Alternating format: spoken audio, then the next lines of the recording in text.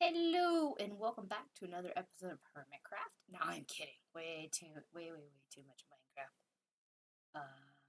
Hold on, are we having an error? Second.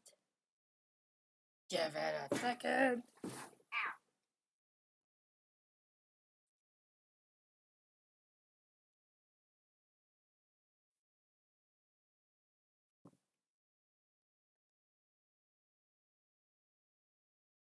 Working? How about now? Is it working now? Hate to disappoint all 8 of you guys.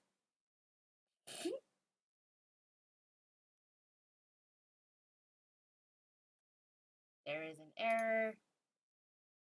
Refreshing the page. Why is there an error?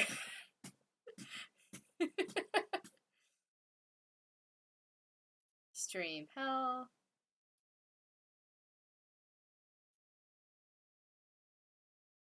How are we doing? Can anybody hear me? Ah!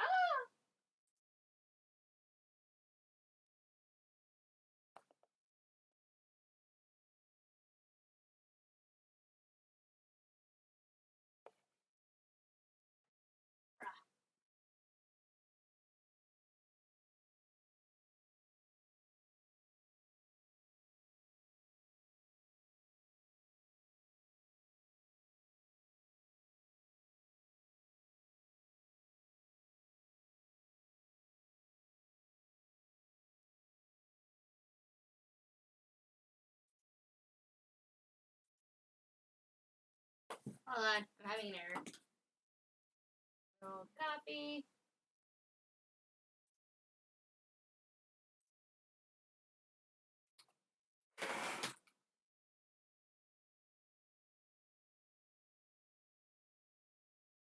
There it is. Hi, everybody. Sorry about that. There's a little bit of an error on my end. And so much for getting started on time. Now I'm 3 minutes late. Fantastic. All right. So I do have the chat open. So if any point during this live stream you have any questions, please type them in the chat. And as all YouTubers do, don't forget to like and subscribe. Just kidding. Don't subscribe to me. I don't post any videos aside from this. All right. So we're gonna go ahead and get started. Let's see here. I need to open up this. Yay! Present. All right. So today we're gonna be going over content from units 1 through 6.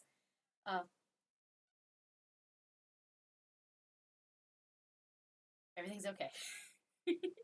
We're gonna be going over units 1 through 6. Now, what I did is actually went through the Campbell book and I pulled out a bunch of information that we're going to need for this. And then that way we can kind of get giant synopsis. Now, the other option for you guys to do material-wise is those unit packets I've been uploading from AP Central from College Board. You can also look at those too. They basically have the same information, although the College Board one will be a little more exact.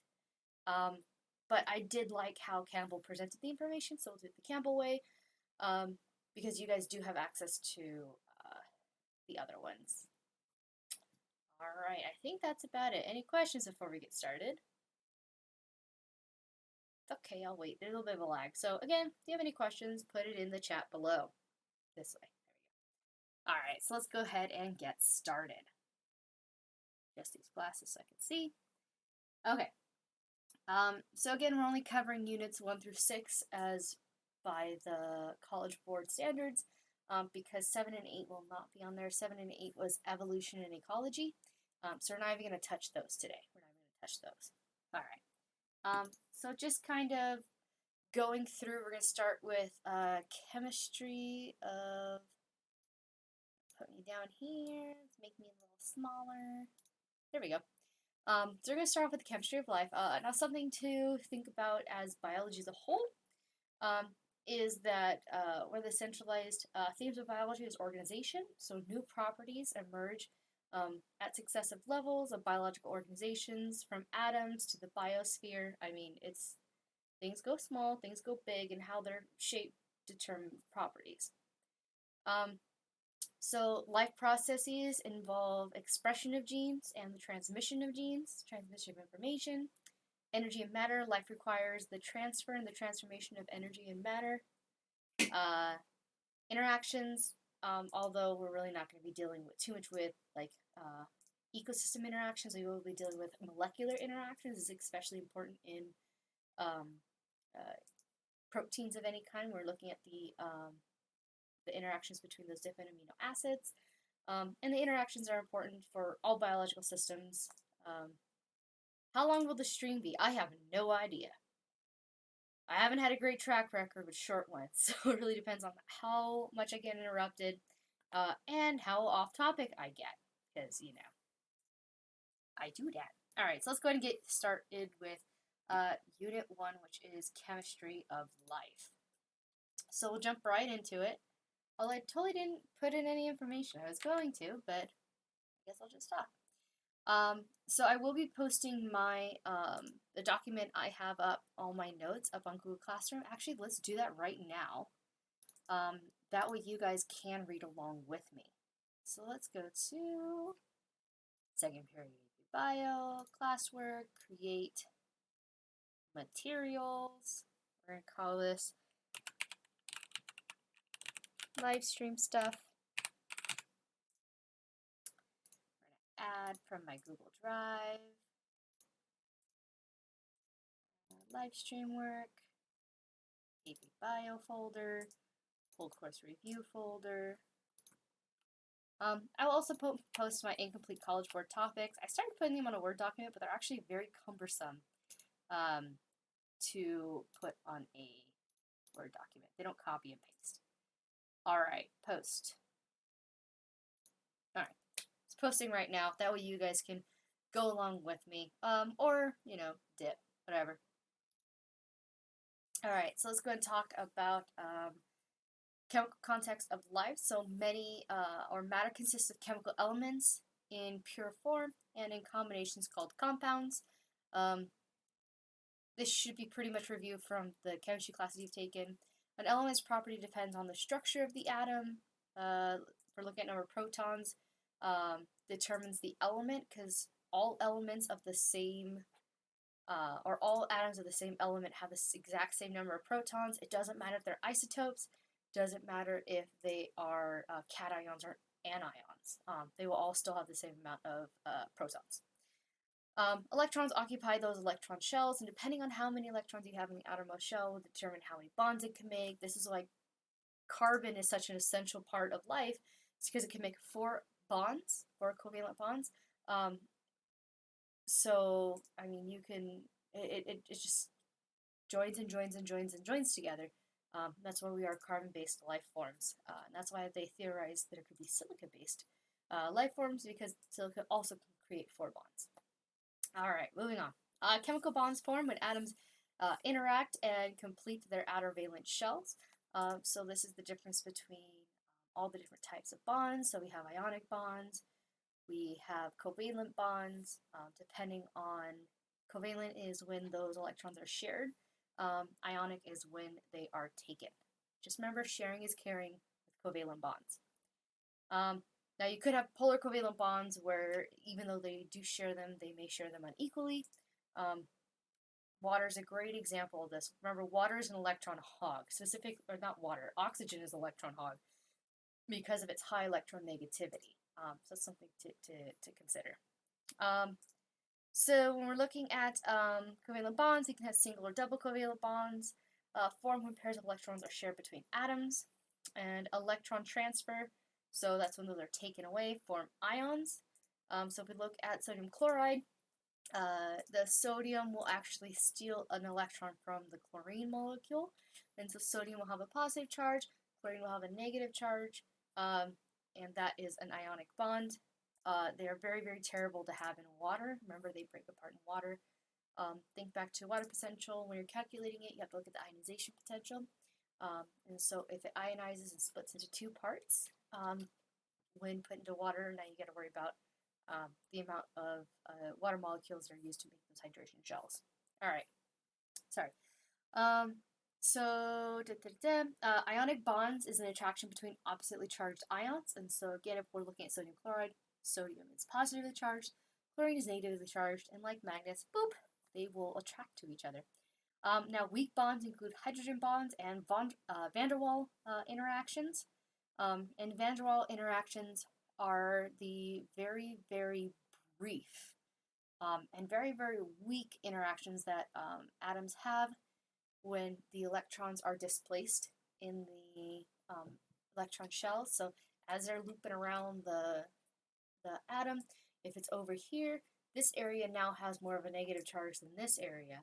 And if it keeps looping around, loops to here, now this area has a more negative charge. So they're kind of like little positive and negatives that are being attracted to each other. Chemical reactions make and break chemical bonds as reactions are or reactants are converted into products.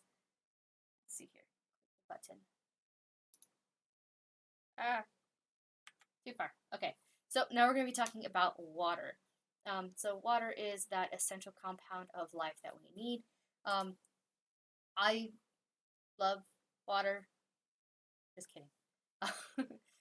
So first thing you guys should know about water is it is polar. And this there's hydrogen bondings between the water molecules, and this gives water its unique properties.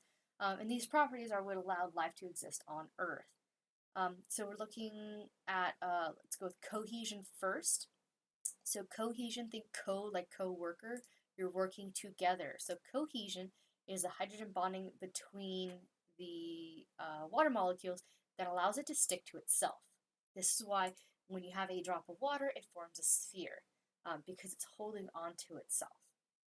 All right, and if we look at this example on the this thing, we could see the dashed lines are your hydrogen bonds, and so depending on what state the water is in will determine what those hydrogen bonds look like. Now remember, adhesion is the water's attraction towards other molecules, and this is why you get like the meniscus in a test tube, where that water kind of loops up and it makes like that curved shape. That's because of the adhesion of the water sticking to the glass. Let's look at specific heat.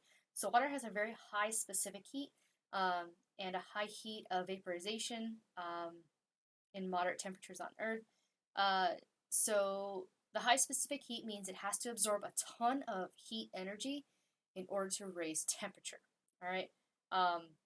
And specifically, we actually use that information when we're looking at calories, because 1 kilocalorie or 1 big C calorie that we use here in the United States is the amount of energy it takes to raise 1 gram of water 1 degree Celsius. All right, sorry, just check the chat real quick. And so, I mean, it's so important we have a measurement around the amount of energy needed to heat water. Ice floats because hydrogen bonds lock water to crystalline lattice that reduces its density. So again, if we look at this image we have over there, top one, liquid water, they're kind of all floating around, bumping into each other, getting very, very close. But when we have the hydrogen bonds are stable in ice, they've all kind of spread out. Remember, water expands as it lowers in temperature, which is why if you put a soda in the freezer to cool it off and you forget about it, you're going to get grounded because it's going to explode in there because it's going to bust open the can because it will expand the can and the can won't be able to withstand that amount of pressure. So, all right. Let's see here. And so because it's less dense now, and you can actually see with the structure how it is, it does float. Now this does, because it's less dense, and things that are less dense are better at insulation. So anything that's really light and big, it's good insulator. Like think, what's this stuff? Styrofoam. Styrofoam is a fantastic insulator. It's actually used in like styrofoam cups to keep your coffee warm. Although you shouldn't use styrofoam; it's bad for the environment. But anyways, yeah, and so it's because it has a very, very, very low density, and so it doesn't allow heat to escape. And ice does the same thing. That's why igloos are even a thing, is because they provide insulation from the outside. All right, back to this. Water is a versatile solvent, actually known as the world's greatest solvent, because it can do so many things. It's fantastic. Um, hydrophilic substances have an affinity for water, whereas hydrophobic substances repel water. Just remember philia. So hydrophilia, hydro is water, philia is love. Aw, so sweet. Means love of water, and then hydrophobic, a phobia of water. So it hates water. It's afraid of water. So that's how I always remember them, to determine if they kind of like being in water, they don't like being in water. And that's actually a very important thing to consider when you're looking at like intermembrane proteins. Is what part is hydrophilic, what part's hydrophobic. I mean, even the lipid bilayer itself has areas that are hydrophobic. Those are the areas in between, on the inside of the cell membrane, and the areas that are hydrophilic. They're on the outside. And that's because all cells exist within water, and all cells exist with water on the inside. So you got to really think about that. I'm like, why is it a bilayer? If it wasn't a bilayer, we'd have some problems. All right, moving on.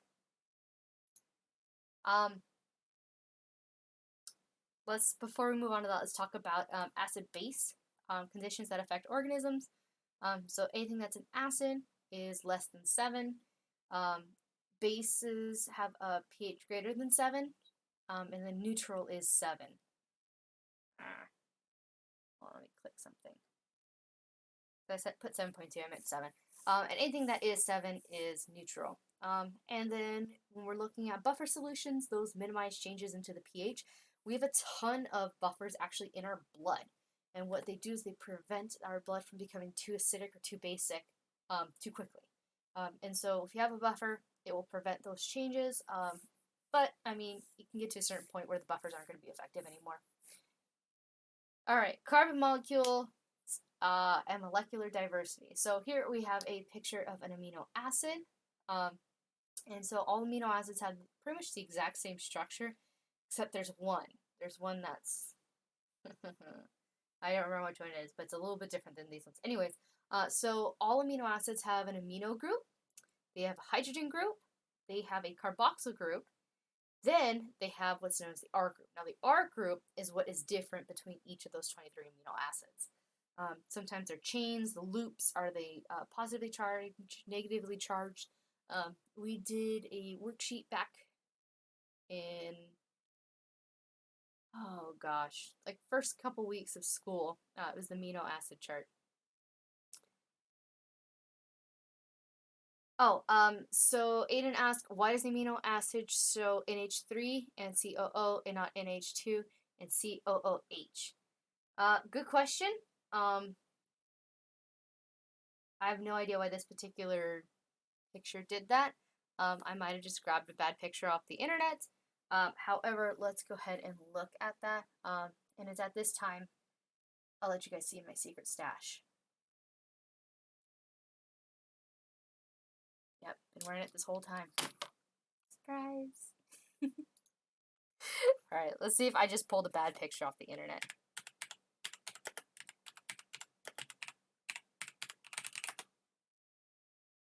Dun, dun, dun. Yeah, I just pulled a bad picture.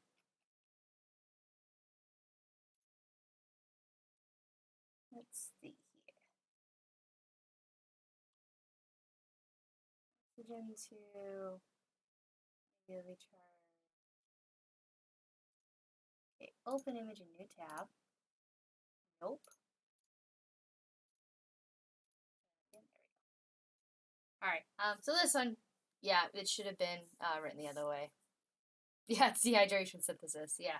I must have just pulled a bad picture. I kind of did that one in a rush. I was more worried about the information rather than the pictures that are assigned to it. Alright.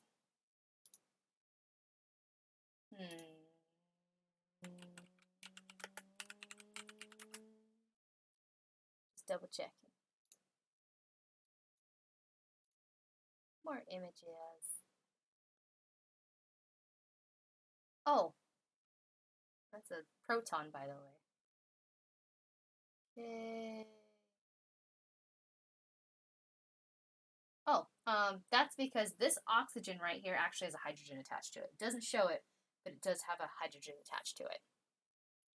All right.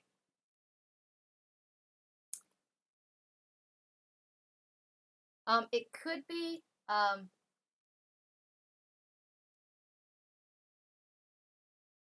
yeah, that would actually, I like your idea, Aiden. That maybe it's amino acid ready for a polypeptide chain. In that this guy's hydrogen is now the next one's attached to the amino group. That would make sense. Maybe not technically wrong, um, but poor choice in picture. No big deal. All right, let's get back to this. All right. So if we're looking at where were we at? Here we go. Organic chemistry is the study of carbon compounds, because anything with carbon is, yeah, the picture is created by the College Board to mess up students. um, so study of organic compounds, which uh, begs the question when you see organic fruits. I mean, all fruit is organic because it has carbon in it. So I'm just saying. So carbon atoms can form diverse molecules by bonding with up to 4 other atoms. This is what makes carbon so amazing. And even if we look at this amino acid structure, it is making 4 separate bonds. Now, things that are called hydrocarbons um, consist only of carbons and hydrogens. These are very, very energy dense. Um, think like what do you call them? Like the fuels that you have for your cars. Those are hydrocarbons. They consist of entirely of carbons and hydrogens. They're completely saturated, and then we could break those little bonds to make to release the energy for work that we want it to do. Isomers have the same molecular formula but different structures and properties. Um, and so you could have like good example, coffee. Coffee and chocolate are actually isomers. And all you do is you take one of the little, I think it's a methyl group, and you switch it basically from here to here, and that's the difference between coffee and chocolate. Which is why I like both of them, because they're isomers. You gotta love both. Um, some of the other, I mean, there's different types of isomers, um, but remember, some of the other isomers are the key component in Vicks Vapor Rub that you use when you're sick. It's a nasal decongestion and street meth. So, you know, gotta choose your isomers wisely, I guess. Let's look at functional groups are the part of molecules that are involved in chemical reactions. These are the parts that are, well, functional. And then you can also classify those R groups as functional groups for your amino acids. Real quick, ATP is an important source of energy for all cells, and ATP can be recharged using ADP, which is adenosine diphosphate plus a phosphate group plus energy. You can reconnect that phosphate back on to make adenosine triphosphate. All right, let's talk about large biological molecules. All right, so this is one of the important biomolecules. All right, so macromolecules are polymers synthesized from monomers. Remember, polymer means many parts. Mer is parts, poly is many. They're synthesized from monomers. Mono is one, mer is part, one part. So a many part is composed of one parts via dehydration synthesis. Remember, we dehydrate it, we remove the water in order to attach those monomers together. So polymers are disassembled by monomers by the addition of water. We call this hydrolysis. So dehydration reaction, remember you're taking away water. Hydrolysis, hydro is water, lysis is to cut, to cut. So we're using water to cut it apart. Is this, who it is?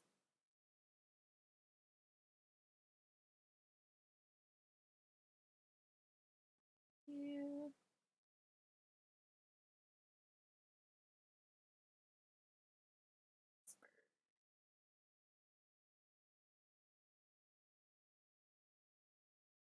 See,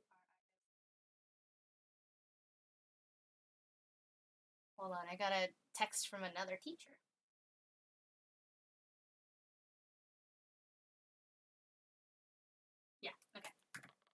Anyways, so there are four major biomolecules that are found in cells. We call these macromolecules. We have our carbohydrates, and we'll talk about carbs first. If you are what you eat, I would be carbs. So these include sugars, so mono and disaccharides. So mono is one part, di is two. Saccharide literally just means sugar. And then the polymers of sugars, those are polysaccharides and includes things like starches. So most monosaccharides are multiples of the CH2O pattern. So if we're looking at glucose, it's C6H12O6, so it still follows that 1 to 2 to 1 pattern of the carbon to hydrogen to oxygen. Starch in plants and glycogen in animals are polysaccharides that store energy. We use glycogen to store sugar when we're not using it. Thanks, liver. Woo. And then starches, like some plants store the starch in the roots. We eat them like potatoes and carrots. Very, very starchy um, plants. Let's see here. Cellulose in plants and chitin in animals are polysaccharides that provide structural support. We are not able to digest cellulose. This is why salads with no dressing and no topping, just the lettuce, is so very, very few calories for humans because we actually can't break apart the cell wall of plants. And so because of this, we can't digest the inside stuff. There are organisms that can do it, for instance, termites, although they're not the ones they actually have bacterial, either bacterial or fungal organism in their gut that does it for them. But again, we cannot. That's why we don't get, fat from eating salads unless you eat the salads like I do. All right. And then chitin in animals. Chitin is that thing that makes insects go crunch when you step on them. So it's used for like exoskeletons. It's very, very supportive, but it is actually a carbohydrate. I do not believe humans can digest chitin. Correct me if I'm wrong. I believe it ends up being a fiber for us, like cellulose. So cellulose actually ends up being good for your colon, your large intestine, because it allows food to kind of be scraped off the walls and moved out. Anyway, somebody can fact check me on that chitin. I don't think we can digest chitin. I don't remember. Maybe we can. People eat insects all around the world. All right, let's move on to our lipids though. So first thing you guys should know about lipids is they are hydrophobic. They do not like water. That's why when you have like Italian dressing, the oil will always rise to the top and the water-based solutes will go down to the bottom. And then you have to mix it up to spread it. Whew, getting tired. All right, so they are hydrophobic. Do I have a, nope, I do not. They're hydrophobic. So fats, glycerol linked to 3 fatty acid chains, that is the structure of a fat, can be saturated or unsaturated as they store energy. So saturated fats are completely saturated in hydrogen ions, or hydrogen atoms, excuse me. So it's basically one long giant carbon chain with hydrogens attached on either side of that carbon. That way the carbon's making 4 full bonds. One to the carbon on top of it, one to the carbon below it, and then 2 to the hydrogens on either side. So it's completely saturated. Unsaturated fats, something to know about saturated is that they are solid at room temperature. So these are things like Crisco and butter. They're saturated or animal fats. At room temperature, they are solid because their structure allows them to stack on top of each other very, very nicely. However, unsaturated fats, instead of being carbon, single bonded to carbon, single bonded to carbon, single bonded to carbon, and then single bonds to hydrogen all the way out. Think like a fish skeleton, like a ribcage. What happens is some of those carbons end up double bonding to each other. So it's carbon double bonded with a carbon. So it only has one hydrogen coming out because there's 2 bonds here, one down here, and then one to the hydrogen. That's all 4. But the problem is that causes, if you remember anything from like molecular structure, when you have only 3 bonds now instead of 4, it causes the shape of the molecule to change. And it's actually going to end up causing what's known as a kink. So this kink kind of looks like a broken leg, and its function is it does no longer allows these fats to sit on top of each other, and they're actually liquid at room temperature, which can be advantageous for us to loosen up our, what do you call it, our phospholipid membrane. All right, moving on. So phospholipids, so glycerol, two fatty acids, and a phosphate. That's why they're called phospholipids, because they have a phosphate with them. Have a hydrophobic and a hydrophilic region. So the hydrophobic region are the tails, and the hydrophilic region is the glycerol and the phosphate group. And they form a bilayer in water. Basically, the hydrophobic ends decide to meet in the middle with your hydrophilic regions on the outside. This is the basis for our cell membrane. Steroids, which is a carbon skeleton with 4 fused rings, include cholesterol, sex hormones, and we can actually use cholesterol to prevent the phospholipid bilayer from getting too stiff. Unfortunately, in cold temperatures, even unsaturated fats will solidify. So things like cholesterol will actually prevent our cell membrane from getting too stiff in cold temperatures, which is good because we can't always be 98.6 degrees. I don't know about you guys, my hands get cold very, very easily, and it would be very awful if my cell membranes no longer worked because of that. I assume my hands would just die. You know, things don't quite work out the way they should. All right, let's talk about proteins. So these have diverse structure and functions. So protein consists of one or more polypeptides, each a polymer of amino acids.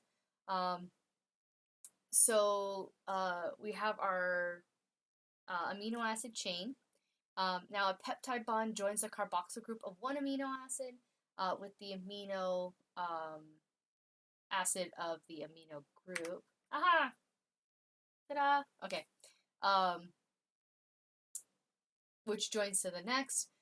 So 4 levels of protein structure lead to unique shape and function of each protein. Remember, you have your primary structure, which is just your amino acid chain. You have your secondary structure, which are the beta-pleated sheets and the alpha helices. So it's basically the first form of folding that you see in amino acid chain. Then you have your tertiary structure, which is where it starts to form like a globular unit. This is where all the interactions between the R groups start to show. And then finally, you have that quaternary structure where you have more than one globular unit attaching to each other. So if we look at the ribosome, remember it had a small subunit and a large subunit that would come together. All right, moving on. We're still in Unit 1. Okay, let's try to keep this under hour and 15. So nucleic acids, to the up I have nucleotide compounds. These store, transmit, and help to express hereditary information. And nucleotide has a 5' end, which is nitrogenous base, and a 5-carbon sugar. 5' end nitrogenous base, a 5-carbon sugar, and one or more phosphate groups. And depending on which nucleotide or nucleic acid you are, will determine what that sugar is. So DNA is a deoxyribose sugar, and RNA is a ribose sugar. That's why it's called deoxyribonucleic acid, and then ribonucleic acid for DNA and RNA respectively. So DNA, the base pairing that is allowed there is adenine, guanine, cytosine, thymine bases. Remember GCAT, named Dina, and then RENA is GCAL. G and C bond together, and A and U bond together in RNA. DNA is double helix, RNA is single helix, although can be different things, but we're not going to get into that. A gene, which is a hereditary unit, is a stretch of DNA that dictates the 3' end of the synthesis RNA, which polynucleotides and direct the amino acid sequence of a polypeptide. Basically, we're going to go from our RNA to our polypeptide chain. Remember, it does matter what direction it's pointing. You remember from your DNA project. All right. And then last but not least, we use the nucleotides to now pass on information to the next generation. And that is it. Haha! We've made it through Unit 1 and it only took us 30 minutes. Yay. This is going to be a long night. All right. Let's see if we can get through these a little bit quicker than the last one. Hopefully I don't get my tests. Okay. So let's go through a tour of the cell. So first thing you need to know about life, all organisms are made of at least one or more cells. We are made of more than one cell.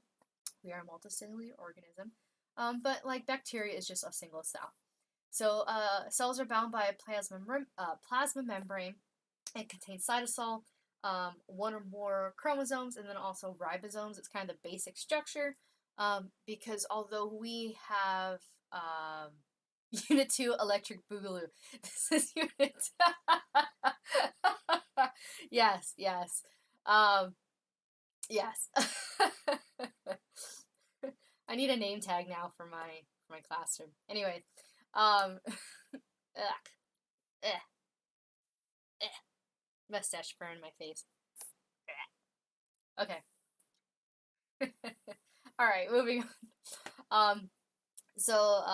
Again, those are the basic components of a cell. They are different depending if you're a prokaryotic cell or a eukaryotic cell. And prokaryotes, those are simple prokaryotes. And they don't have a cell wall, or they have a cell wall, but they usually don't have a nucleus or membrane-bound organelles. All their reactions kind of just happen in the cytoplasm, which is kind of archaic. Eukaryotes are generally larger than prokaryotes and have a nucleus and organelles like the mitochondria. It's super awesome, powerhouse of the cell. Now, within the nucleus, the chromosomes make up chromatin, the DNA and proteins that carry genetic instructions for polypeptides.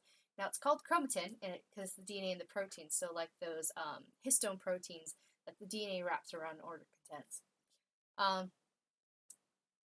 Now, ribosomes are the cellular complexes that carry out protein synthesis. You can find them freely in the cytosol, or you can actually find them attached to the rough ER. Now, there are endomembrane systems.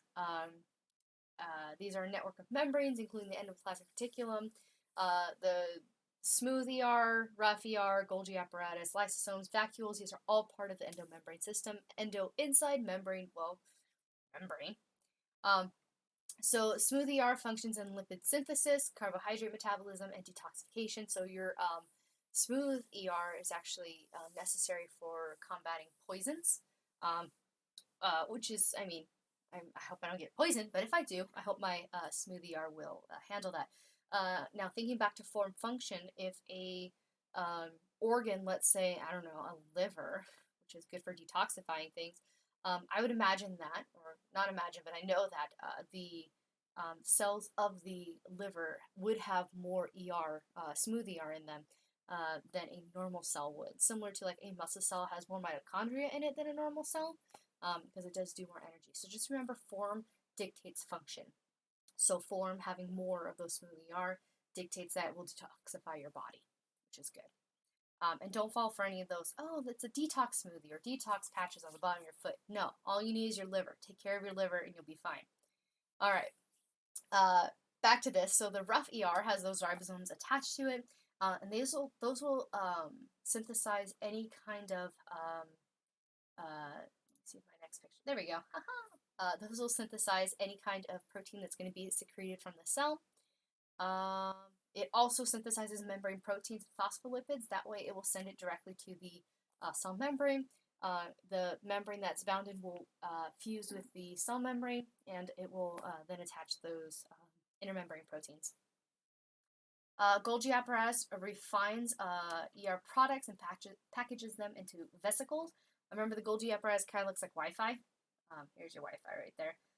And your smooth and your rough are actually attached because they're the exact same thing, except they have different jobs.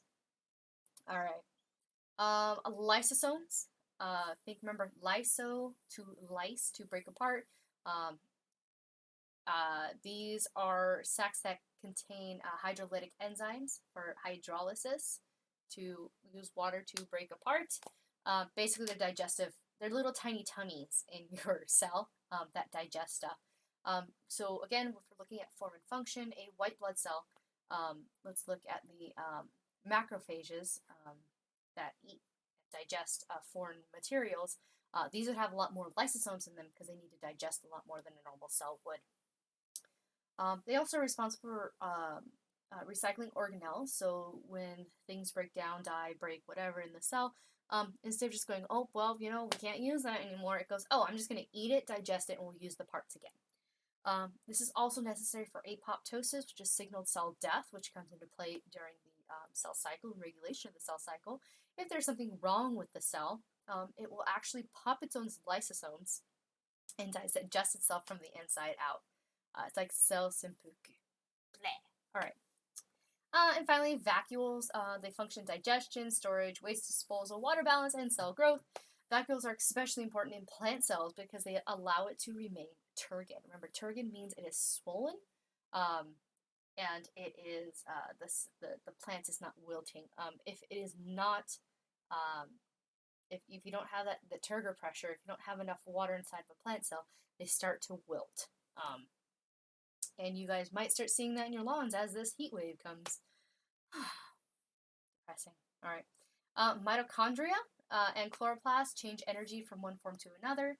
So mitochondria take food molecules and turn it into usable energy for the cell.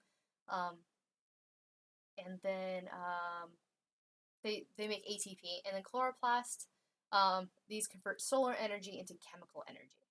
So they're kind of neat, and I'd love to have chloroplasts in my skin.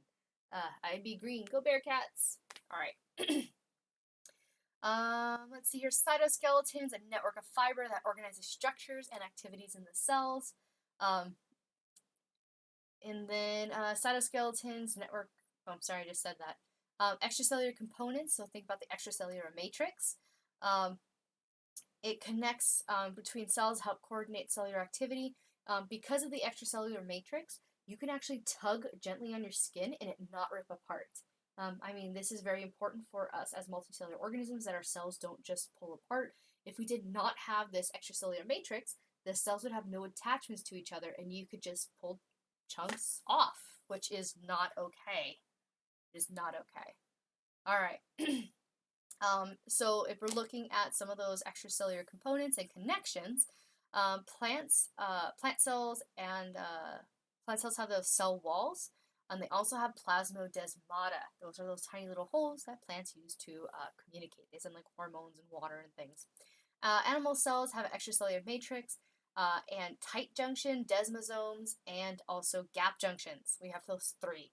All right. Any questions so far? You guys a second now that I've quieted down.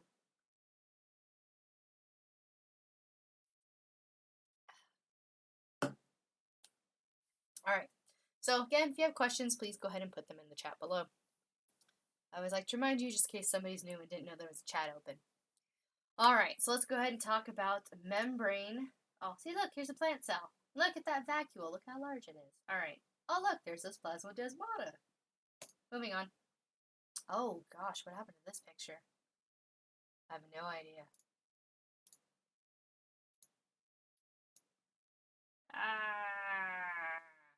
Format. Oh, gosh. Apply layout. Section heading? Nope. Okay, well, you're just gonna have to deal with the broken picture. Sorry. So let's talk about that cell membrane. So a cell membrane is known as the fluid mosaic model of proteins embedded in a phospholipid bilayer. It's called fluid mosaic because it is fluid. Ooh. It very much reminds me of like a swimming pool that's covered in ping pong balls. And those would be the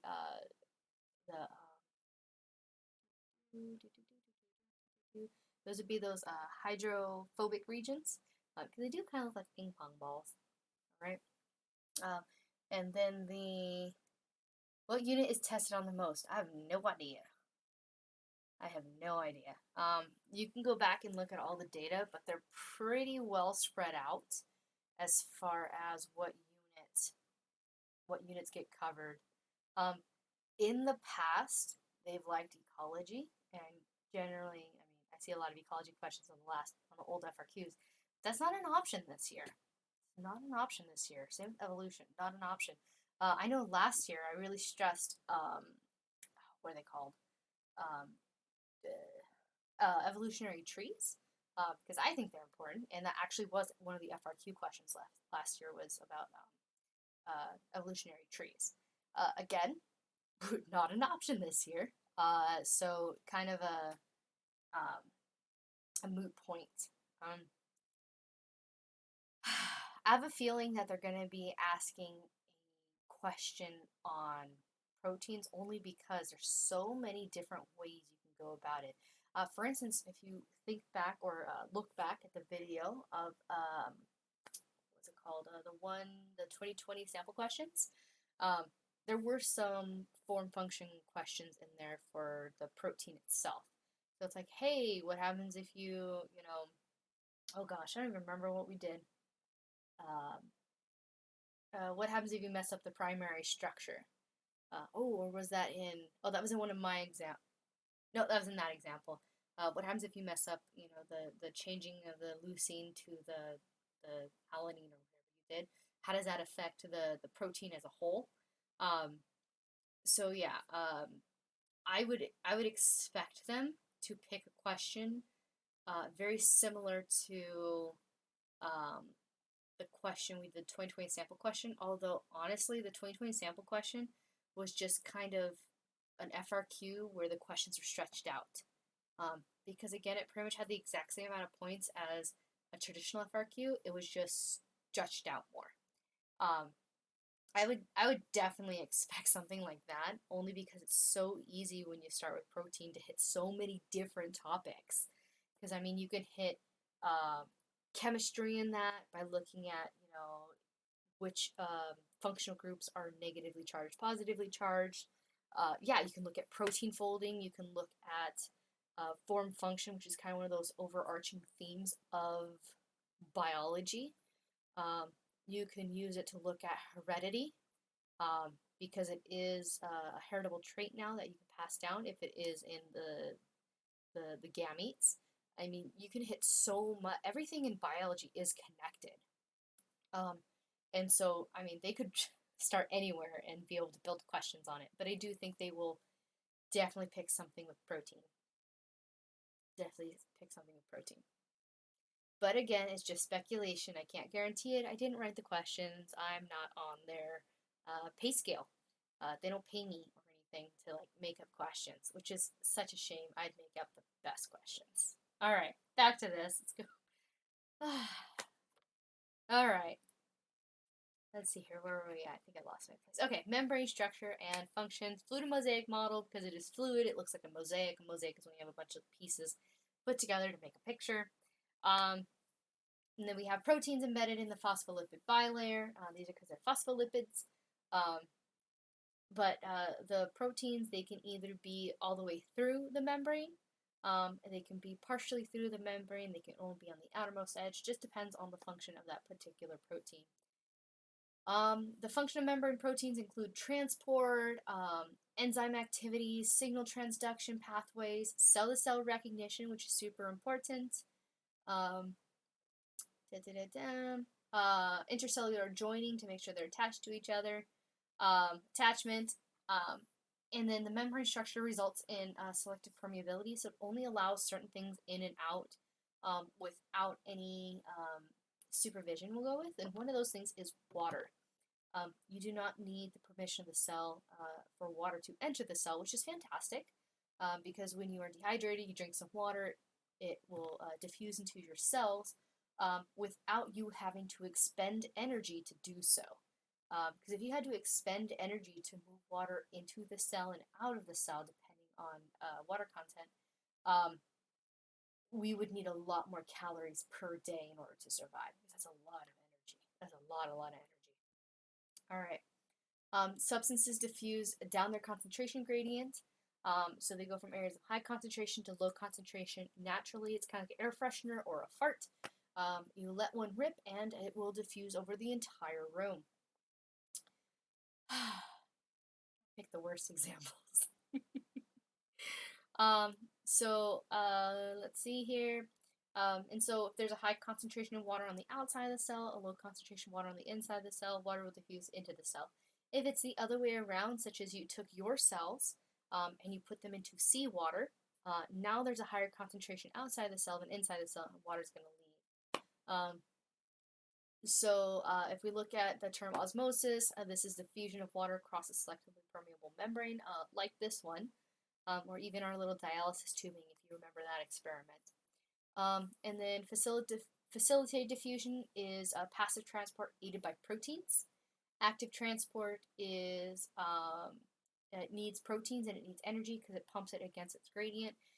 It'd be like if I had 30 of you guys in one room and I started pumping more and more and more students in there. At a certain point, I'm going to have to physically start pushing you guys in order to get you in there. So I'm going to have to expend a lot of energy because you guys want to get out. I'm trying to push you all back in. And then active transport, sometimes indirect. If you have co-transport happening, that could indirectly cause active transport to happen. Just so you guys know. And then bulk transport across the cell membrane. You have endocytosis and exocytosis. Endo means inside, exo means outside. This is why insects have an exoskeleton, because their skeleton's on the outside. We have an endoskeleton because it's on our inside, hopefully, and it stays there. So our exocytosis means we're taking molecules and we're putting them outside of the cell. Endocytosis means we're engulfing them and bringing them in. Endocytosis is actually a very popular way for single-celled organisms to eat. They will engulf another smaller organism, and then basically now it's in a vacuole, and then it just has its lysosomes attached and digest that organism. It's kind of funny. Will they tell you the concentration if they ask you a diffusion question? They could. They could. I mean, they could have a cell membrane question on there. I don't know. Yeah, and just remember, molarity is moles per liter. It's actually all you really need to know on that. That being said, I don't know if that is on your guys' equation sheet. If it's on your equation sheet, know it. If it's not, know of it. And so if it's not on the equation sheet, it means they won't ask you to calculate it, but they may ask you a question that already has molarity in it, so you'd have to know of it. If that makes any sense. The difference between knowing it and knowing of it. All right. Moving on. Introduction to cell metabolism. Yay, we're already on Unit 3. We're almost halfway done. Yay. All right. So metabolism is a collection of chemical reactions that occur within an organism. So we have our anabolic pathways build molecules. They use energy in order to do this. And then catabolic pathways break down molecules. They release energy. And energy is the capacity to cause change. Now, we did a chart at the beginning of the year, and we had a little graph on the back side, and it went through like endothermic, exothermic, anabolic, catabolic. It went through all the terms. All of your delta G is positive delta G, negative delta G. Is it towards the inevitable heat death of the universe, which is called, gosh, what's that word? Entropy. There we go. Entropy. Is it towards entropy? Is it away from entropy? So I would maybe have that chart out, depending if they wanted to ask a question about metabolism and delta G's. All right. Gibbs free energy potential and all that. All right. So energy is the capacity to cause change of some kind. So kinetic energy is possessed by moving objects. Think like kinetics, kinesthetics, movement. And then potential energy is possessed by matter due to its location or structure, but the energy has not yet been unlocked. Now, the two laws of thermodynamic govern energy transformation. Now, the first law is energy can be transferred and transformed, but it can neither be created or destroyed. So I can take energy stored in my chemical ATP, my molecules, and I can turn that into heat energy. The same amount of energy is present, it's just in two different forms, whether it's chemical energy or heat energy. The second law is every energy transfer or transformation increases the entropy of the universe and increases the inevitable heat death of the universe. This is because any reaction that happens, heat is released as a byproduct. So no reaction is 100% efficient. And because of this, again, heat is released. That's why your car gets hot when you run it, because as it burns the fuel to turn that into energy, some of it is released as heat. I want to say they think it's some like 60% of its released as heat. 40, 60%, which is why it's very important to maintain coolant levels in your car so your car doesn't overheat. All right, moving on. The change in free energy, we call this delta G, of a, oh, it says AG. That should be a delta symbol, not an A. So change in free energy of a reaction tells us whether or not a reaction occurs spontaneously. So exergonic reactions have a net release of free energy. Endergonic reactions absorb free energy from their surroundings. So this means exergonic reactions are spontaneous. I want you guys to think about hot hands, those little hand warmer things. So you don't need an input of energy. As long as it's supplied with oxygen, it will happen spontaneously, and heat will be released as a byproduct, which is advantageous for us because then we can warm our hands. Now, endergonic reactions absorb free energy from their surroundings, typically in the form of heat, because they get cold. You guys might have had those weird, they're like the opposite of hot hands, they're cold hands, and sometimes the nurses use them. And that does the exact opposite. So remember, heat is being absorbed into it for the reaction, and so to us it appears cold. And metabolism as a whole is never at equilibrium. Equilibrium is for suckers. All right. ATP powers cellular work by coupling exergonic reactions with endergonic reactions, often by transferring a phosphate group. So we have the hydrolysis of ATP releases energy, and then cells require energy to regenerate ATP. So you can piggyback them. An enzyme speeds up a chemical reaction. I love enzymes. I mean, if I was writing the AP test, enzyme questions are good because on top of it testing for, there we go, on top of it testing for form dictates function. You can also look at the molecular structure of it, see those interactions between those molecules, how a single base change could alter the shape of the enzyme. You could also look at external factors that affect the enzyme, like pH, salt concentration, temperature, so denaturing enzymes. You could talk about the substrate product.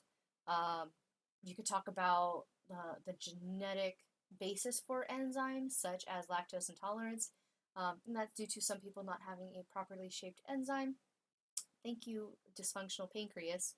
But that enzyme now changes shape and it's no longer working for the product. So again, they can go into like a genetic aspect of it. They can look at the DNA of it. They could look at the chemistry of it. I mean, that would be a pretty nifty question to ask. I do expect DNA to pop up somewhere on it. Again, they're going to be asking you guys probably 10 to 12 questions for the first question, 10 to 12 parts, and then probably like 5 for the second part. That sounds about 5 to 6 for the second part. So it will pop up somewhere in there. Because again, they're going to be testing as many different things as possible in a very, very short amount of time. But again, if we're looking at the model they placed for us with the sample questions, they should be pretty simple answers. So long as you know what you're talking about. All right. Enzymes speed up a chemical reaction by lowering the activation energy barrier.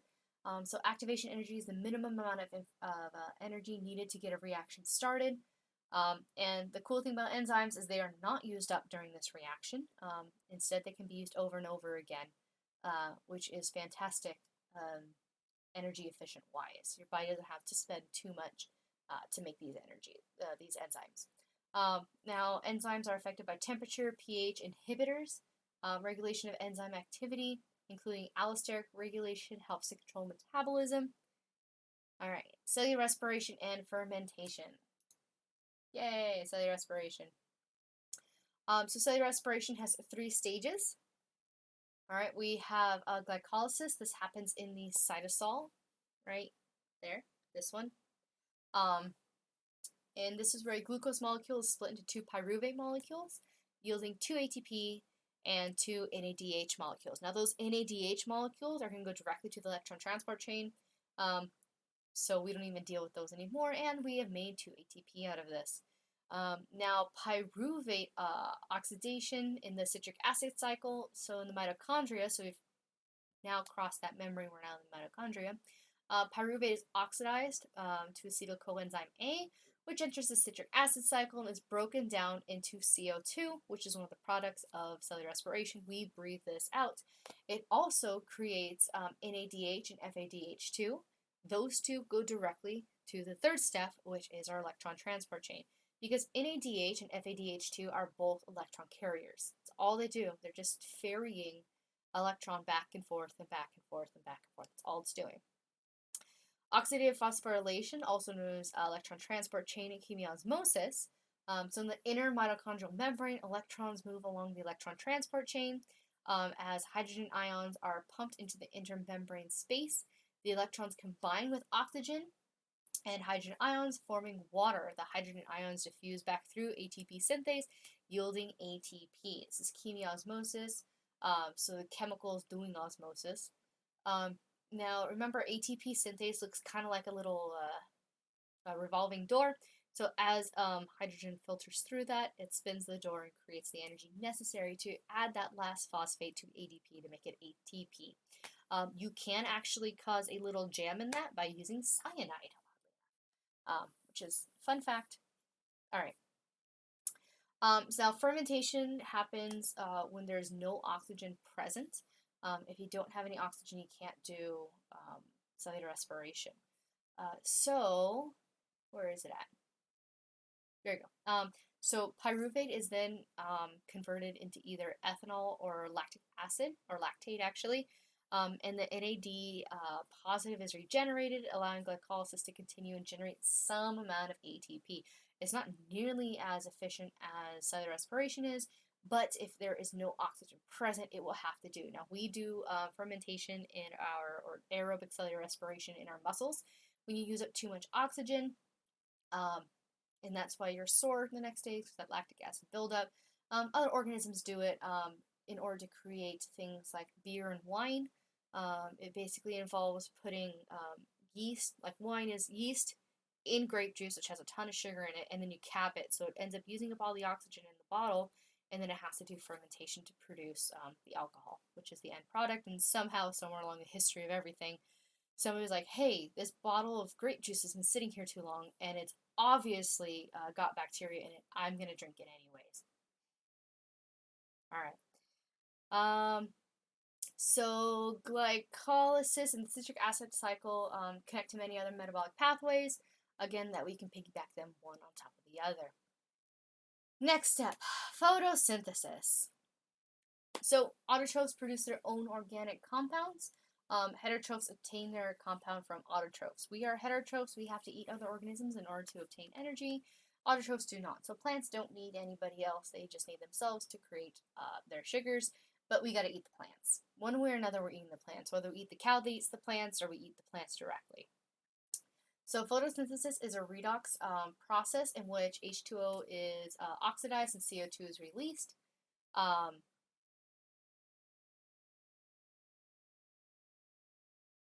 O2 is released, not CO2. I don't know why it says that. Anyways, O2 is released. So if we have 6 CO2 molecules plus 6 H2O molecules and light energy, we will yield C6H12O6, which is glucose, and 6 oxygen molecules. Yay! All right. So photosynthesis in eukaryotes has 2 stages. We have our light reactions and we have our dark reactions, also known as Calvin cycle. So light reaction energy excites electrons and pigments in the reaction centers of 2 photosystems within the thylakoid membranes. So thylakoids are those green pancakes, and they're stacked up to granum inside your chloroplast. There you go, chloroplast. And so within those thylakoid membranes, during light reaction, it produces 2 oxygens. It produces O2, ATP, and NADPH. NADPH is also a carrier molecule. The way I remember the difference is NADPH has a P for photosynthesis. That's not why it's called NADPH, but maybe it is. I don't know. I've never looked it up. I just know P is for the photosynthesis, and if there's no P, it's for cellular respiration. So during the Calvin cycle, a cyclic series of chemical reactions in the stroma, which is the jelly-like fluid. O2 is, correction for Gassan, O2 is produced. We make it. Plants make it. That's why we love plants, because they make O2. We breathe in O2. It's a beautiful relationship. Um, so during the cycle, Calvin cycle, this is a cyclic series of chemical reactions in the stroma that makes energy-rich sugar, G3P, from CO2 using ATP and NADPH. Now, there are some adaptations to photosynthesis, including C4 and CAM plants, to reduce water loss by allowing sugar productions to continue when the stomata are partially or fully closed. Remember, the stomata are those little openings at the bottom, usually the bottom side of a leaf. Sometimes they're on the top side, depending on the environment that the plant is adapted to. They kind of like little mouths, and they open and close to allow for respiration of the plant. Now, plants use sugars to make other molecules, and they also break down their own sugars in order to do cellular respiration. Please do not overlook the fact that plants do cellular respiration as well. Yeah, they do cellular respiration on their own too. Unit 4! We did it! Oh wait, we still have 2 to go. Never mind. Got excited. Yeah, so we have 2 more units to go. We have all 3, 4, 5, and 6. So let's go ahead and talk about cell communication. Bam, cell cycle. So during cell signaling, external signals are converted to cellular responses in 3 stages. We have reception. This is where signaling molecules attach to receptors. We have transduction, where relay molecules in a signal transduction pathway create a domino effect to carry the signal. And then finally, we have the response. The response is going to be the activation of a cellular response of some kind. It could be, hey, we need to turn this gene on. Hey, we need to turn this gene off. There could be many, many, many different responses. All right, so let's talk about the cell cycle. So, cell division results in, not all cell division. So generally speaking, we're going to go with mitosis. Cell division results in genetically identical daughter cells, which is fantastic because they are used to replace dead or damaged cells. Also for growth, so if you get a little cut on your hand, it is going to be replaced by the exact same cells that were there before you got the cut. Because you don't really want anything different happening there. If you do have things that are different happening there, this can be a precursor to cancer. So in eukaryotic cells, the mitotic phase, which is made up of mitosis and cytokinesis, do not put cytokinesis with mitosis. Do not put cytokinesis with mitosis. You can put it with M phase, but you cannot put it with mitosis. All right, I'm okay. So the M phase alternates with interphase, an interphase made up of G1, S, and G2. Where G1 is for growth, S is for growth and DNA replication, and then G2 is also for growth as well, and to make sure everything is all ready for cell division. So mitosis has 5 stages. We have prophase, prometaphase, metaphase, anaphase, telophase. So prophase, chromosomes condense, nucleoli disappear, and the mitotic spindles begin to form. Then during prometaphase, the nuclear envelope fragments, so it breaks down, the microtubules extend from each pole, and some attach to one kinetochore on each of the chromosome. The kinetochore is that center part, basically where the X happens. There's a bunch of proteins and stuff there for it to safely grab on without damaging the DNA. During metaphase, chromosomes line up along the metaphase plate. I like to call it middle phase. Anaphase, sister chromatids separate and move to opposite ends of the cell. The cell elongates, stretches out. I like to call anaphase away phase, because they're moving away from each other. And finally, we have telophase, this is the last stage of mitosis. So the daughter nuclei reform, the nucleoli reappear, chromosomes become less condensed, they start to unwind. And then the second part of M phase is cytokinesis. So in cytokinesis, in animals, we have what's known as a cleavage furrow starts to form. And basically it's just pinching off. It looks like you're pinching like a ball of dough in two. But in plant cells, a cell plate starts to form in between the two cells, where it will eventually become a cell wall. This would be like if Bonita needed an extra classroom, and instead of building an extra classroom, they just put a wall down the middle of mine. And it's like, well, now we've got 2 classrooms. That's a cell plate. Now, prokaryotic cells divide by binary fission, which basically means they don't do meiosis like we do. They just split. Kind of weird. And the cell cycle is regulated by a control system. So loss of the cell cycle control may result in cancer. So remember, there's three different control areas. We have one in G1, one in G2, and then one during M phase.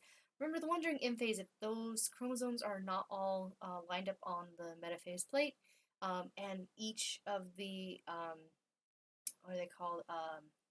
Fibers are not attached to the kinetochore, then that phase will not continue. Will not continue. Oh, look, here's all the nice steps. So if you want, aha, now I'm in the corner. If you want, you can go ahead and pause right here to take a look at this diagram in further detail.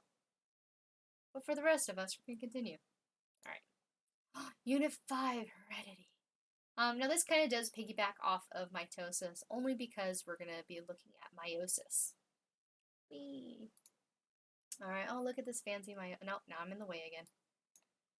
There we go. Yeah, the P53 gene is a regulator. Let's see, I don't remember specifically what it's responsible for. P53. One of the things I do know about P53 regulator, um,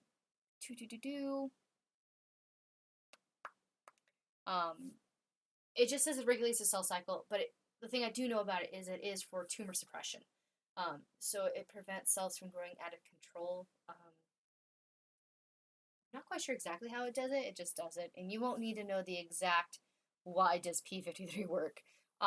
Now, interestingly enough, there's been a lot of mutations in P53 for people who smoke, oddly enough, which then you don't have tumor suppression, which means now you grow tumors in your lungs easy. That being said, some people's P53 is a little more robust than others. I'm not going to take that chance. I just will never smoke, and that's okay. I'm happy with that life choice. All right, so let's go ahead and look. See, don't vape, kids. It's bad for you. All right, so let's talk about meiosis. All right, so offsprings acquire genes from their parents by inheriting one set of chromosomes from each parent. Now, when you pass down chromosomes to your children in, like, I don't know, 30 years, whenever you guys have kids, when you guys produce your gametes are actually a collection of one chromosome from your mom and one chromosome from your dad. So in reality, your children are basically based off of their grandparents, which is kind of a fun thought, actually. Kind of a fun thought. So in this diagram, if we look at it, we'll be doing like stereotyping colors. So blue will be boy and red will be girl, because red is close to pink. So the blue chromosomes actually are the ones that were donated by your father, and the red ones are the ones that were donated by your mother. And so the collection of those two make your particular set of genes and make you unique in how you are. But then again, when you pass them on to your children, they're basically a collection of both their grandparents. So you could get some crossing over that happens, and you could give your child this particular chromosome, which is mostly your mother and part of your father, and then your gamete donor on the other gender will be the same way. They will have some kind of mixture of their parents that they're passing on to their children, which is kind of an odd thought. Anyways, let's go ahead and talk back to the technical stuff. So fertilization and meiosis alternate in sexual life cycle. So diploid cells have two sets of chromosomes. Remember, di means two. Like carbon dioxide has two oxygens attached to it. So diploid cells, we denote these by 2N, and these have two sets of chromosomes. We have haploid cells. Also, in these, I like to call them haploid cells because we have half the normal number of chromosomes, which is just one set, so we denote this with just an N. Now, diploid cells have a pair of homologous chromosomes, one from each set. So these are, in prophase 1, these are, actually, they're more than one copy. Let's look at this one. So these guys are diploid cells. Right before cell splitting of any kind, mitosis or meiosis, the cell will actually double the amount of chromosomes it has. So humans, we have 46, and so right before prophase 1 or prophase happens, we'll actually have 92 of them, which is way too many. But considering we're splitting, it's fine. Now, humans have 22 pairs of autosomes, and we have one pair of sex chromosomes. This is the X and the Y. So males have XY, females have XX. Generally speaking, there's exceptions.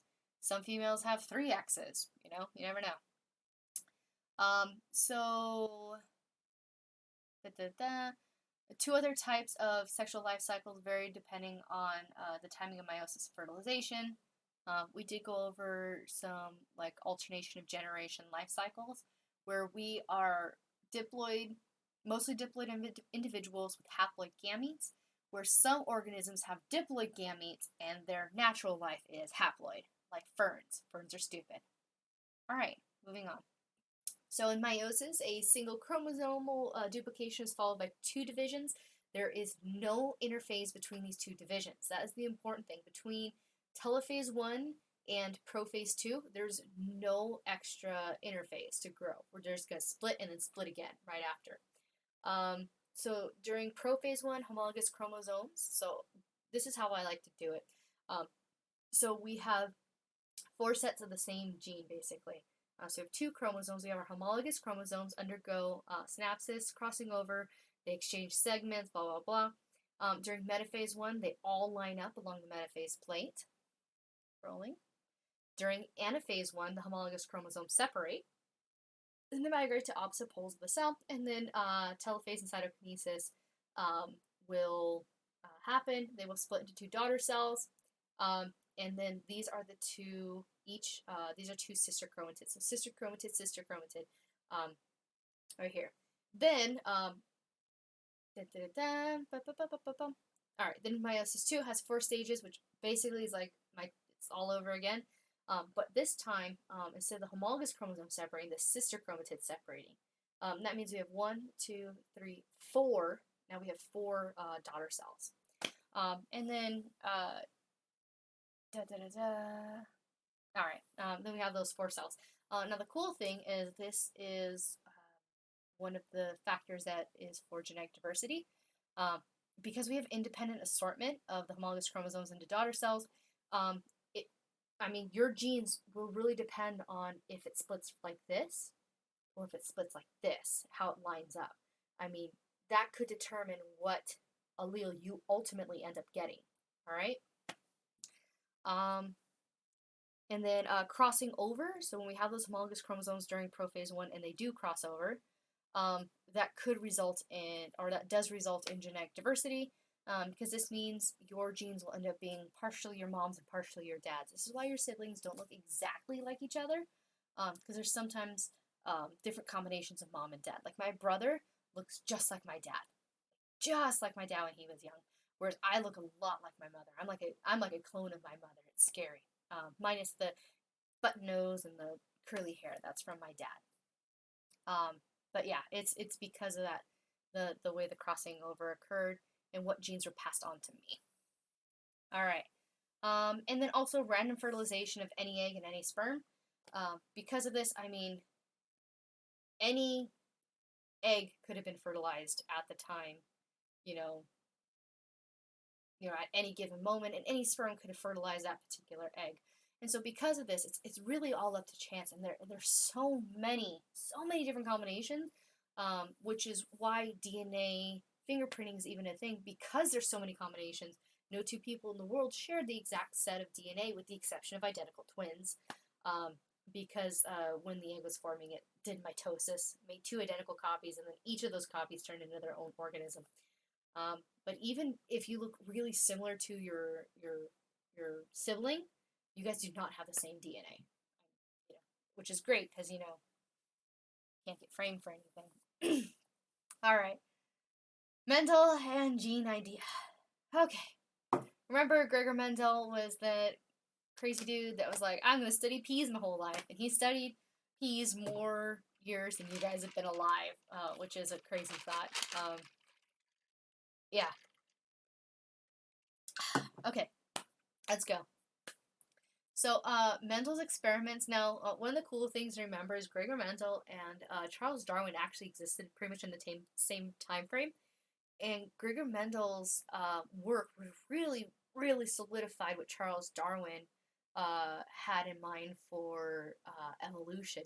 But because the transfer of information wasn't that great, I mean, look at this. I'm in my own home talking to, you know, you guys in your own homes, miles away. It just wasn't a thing back in Charles Darwin's era. Even letters were kind of not wouldn't have worked in this instance because I believe Mendel was Austrian. So I don't even know if he spoke English or not. Anyways, so Mendel's experiments on garden peas revealed the mechanisms for inheritance. Now, Mendel did not know how genes were passed down from parent to offspring, but he figured out how you could predict that. So alternate versions of genes, so different alleles. So, is it a yellow pea or is it a green pea? Is it a round pea? Is it a wrinkled pea?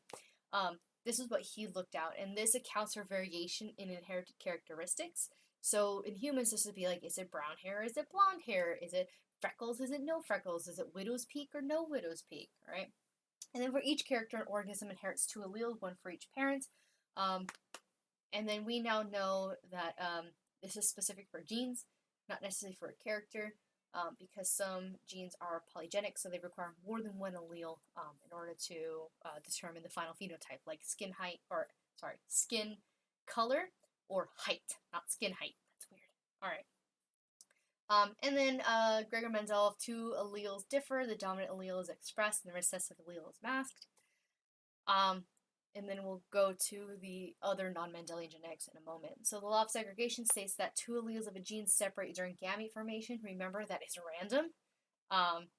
So the homozygous individual has two identical alleles. So like this big Y, big Y, big R individual is a homozygous dominant individual. Little y, little r is a homozygous recessive individual. And just remember, prefix homo means same. All right. Heterozygous individual, hetero means different, and so if we look at this individual right here, big Y, big R, little r, he's heterozygous completely because he has two different alleles for the trait. An individual's genotype is its genetic makeup. So genotype is gene, phenotype is physical characteristic. So phenotype is the physical observable traits. So like my phenotype is brown hair. My phenotype is also curly hair. My phenotype is also normal. Oh gosh, I can digest lactose. Normal lactase production. So that's also a phenotype. Is normal lactase development, where some people have a different lactase development, which means they can't break down lactose. Excuse me. All right. Law of independent assortment states that alleles from each gene segregate into gametes independently of other genes. So some you can have genes that are separated. If they're on different chromosomes, they don't really depend on each other, and actually none of them depend on the other to get what's it called, inherited or not together, because you can always you can still, I mean, there's still the chance of when you do crossover right between two genes that are really, really close together. So think back to like linked genes in our work with linked genes. Just basically how close are they together. All right. A test cross. So if you ever see test cross, this is when you take an individual that we don't know about, and we cross them with a homozygous recessive individual.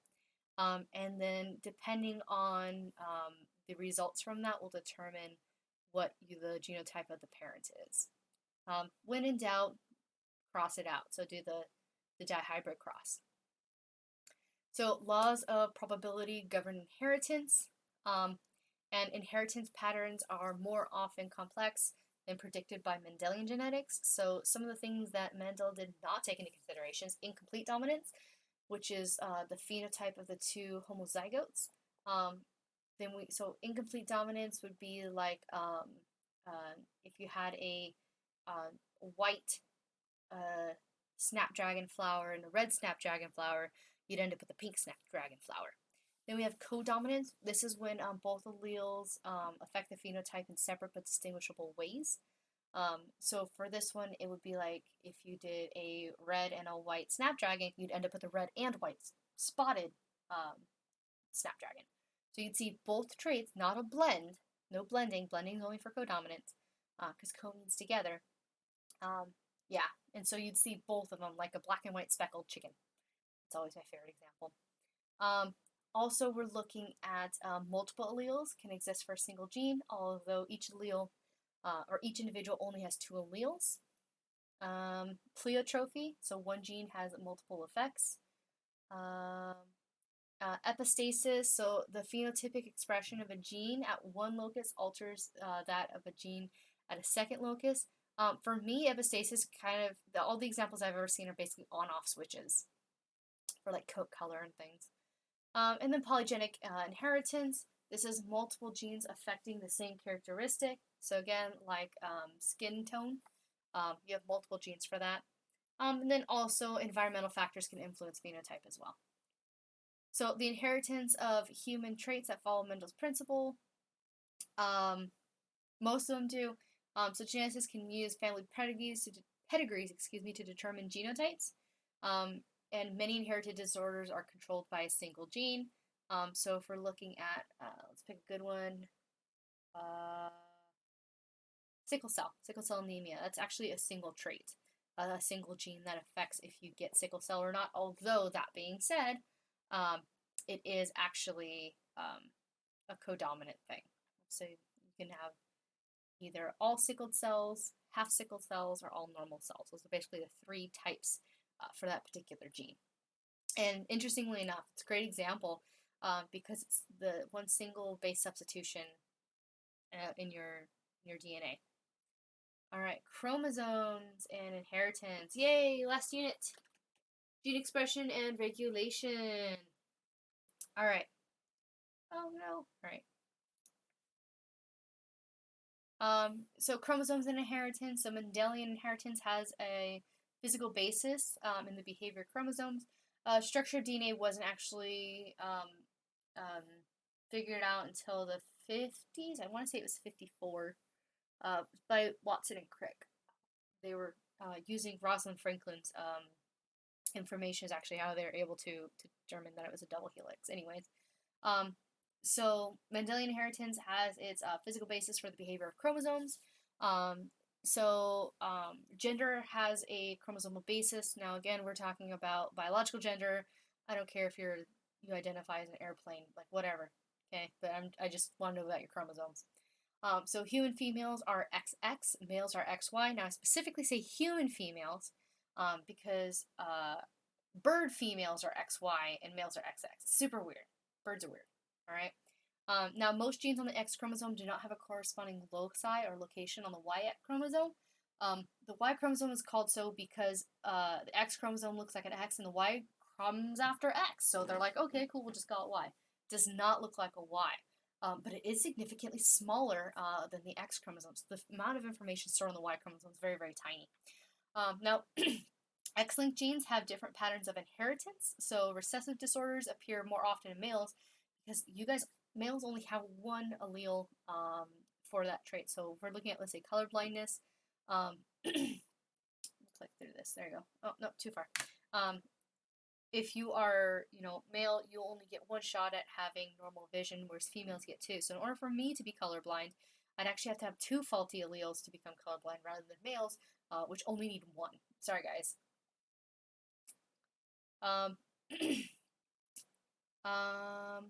Now, in females, we have two X chromosomes. One of them becomes inactivated, becomes the Barr body, in order to prevent too much information from being expressed at one given time.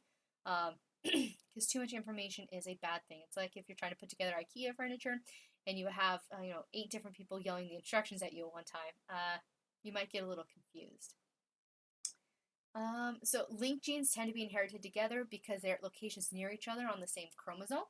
And so crossing over can separate specific alleles of linked genes and produce recombinant chromosomes, where we did several examples of recombinant individuals. I believe we used fruit flies for this, and being able to calculate how close two genes are to each other.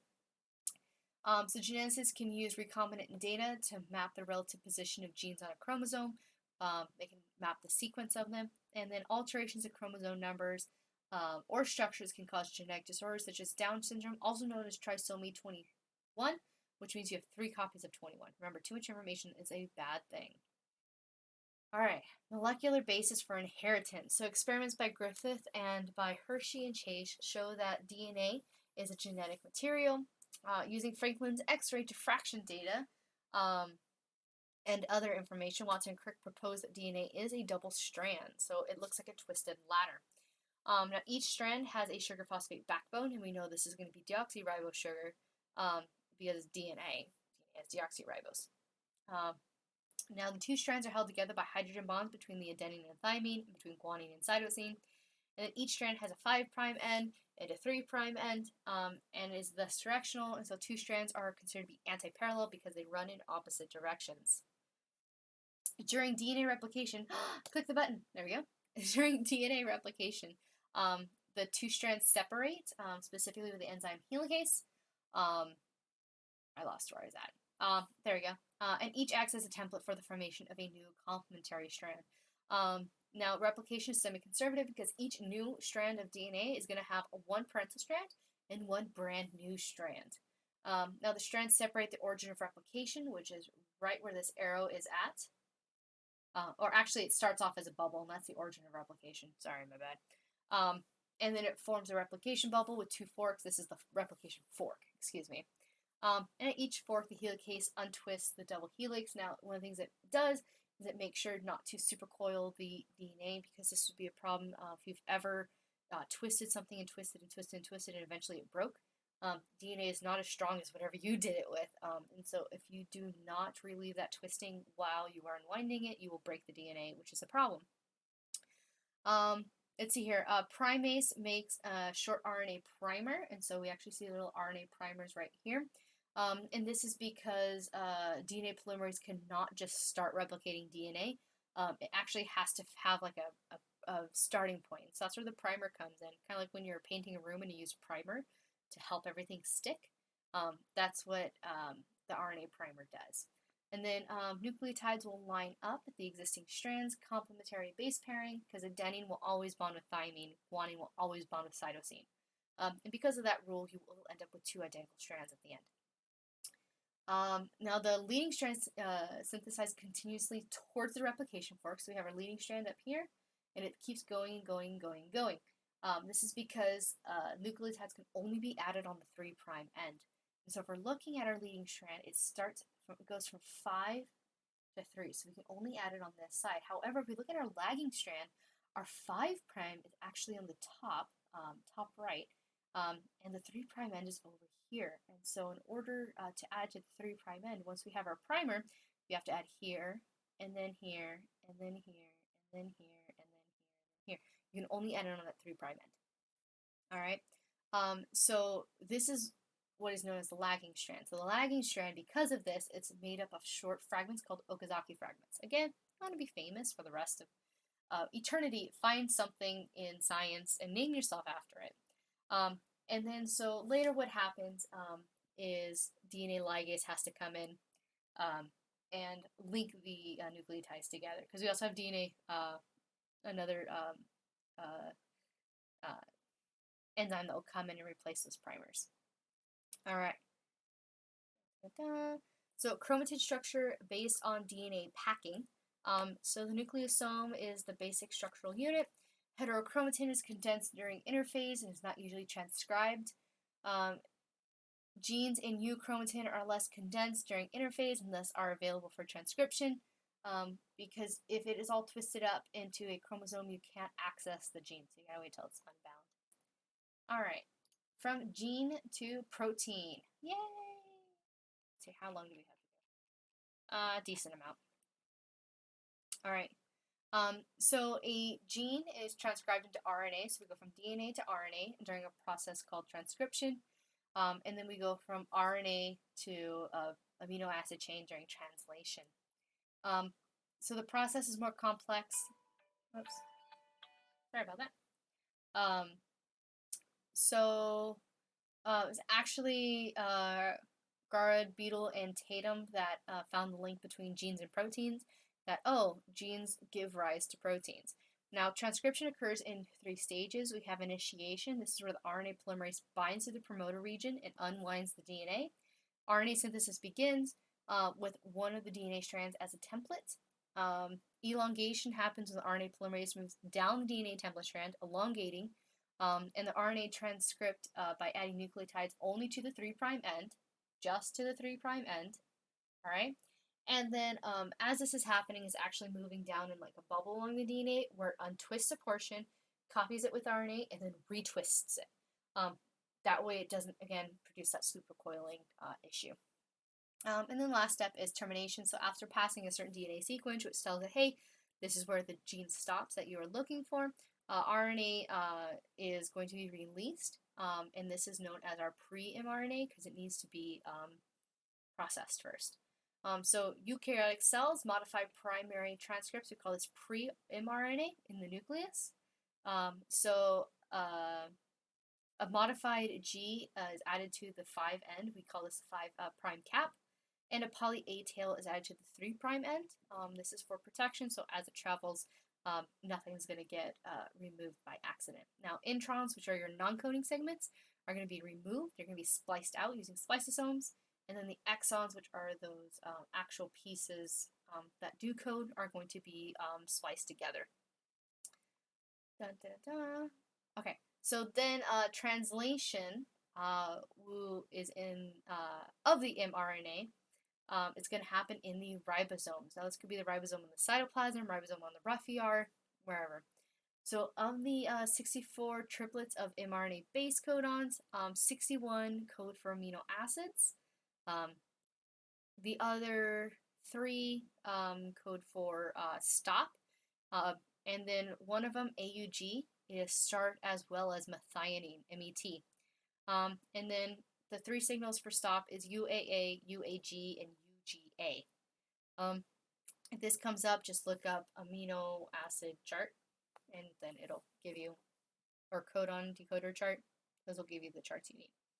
Now, each transfer RNA, so tRNA, is bound to the appropriate amino acid. And they kind of look like a T. They are a palindrome. And so their structure double backs on itself because it can bind to itself. And that's how you get the structure of the tRNA. Now on the tRNA, it has an anticodon. When it binds to the correct codon, it will actually cause the amino acid to be released in the ribosome to attach to the chain of amino acids. Ribosomes have a small and a large subunit.